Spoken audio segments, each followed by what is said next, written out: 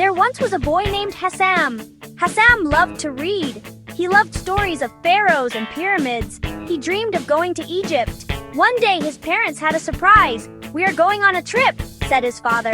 "We are going to Egypt," shouted his mother. Hassam was so happy he jumped up and down. Hassam packed his bag. He took his book of Egyptian hieroglyphs. He packed his magnifying glass. He was ready for an adventure. He couldn't wait to see the pyramids. He had so many questions. How were they built? What was inside? Soon he would find out. The journey was long. Hassam looked out the window. He saw the Nile River. He saw farmers working in the fields. He saw camels walking in the desert.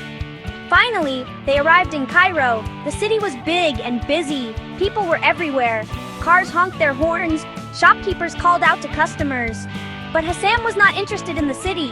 He wanted to see the pyramids. He wanted to touch their stones. He wanted to feel their history. And then he saw them. The pyramids rose up from the desert. They were huge. They were ancient. They were magnificent. Hassam ran towards the pyramids. He touched the smooth stones. They were warm from the sun. He looked up at the top. It seemed so far away. He entered the Great Pyramid. The air was cool and dark.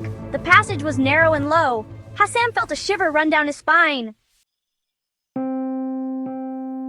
He came to a small chamber. There was a wooden chest in the corner. It was covered in dust. Hassam slowly opened the chest. Inside, he found a roll of papyrus. He unrolled it carefully. It was covered in hieroglyphs. Hassam took out his book. He began to translate. The hieroglyphs told a story. It was a story of a secret chamber, a chamber filled with treasure. But where was this chamber? Hassam looked around. He saw a small crack in the wall. To be continued.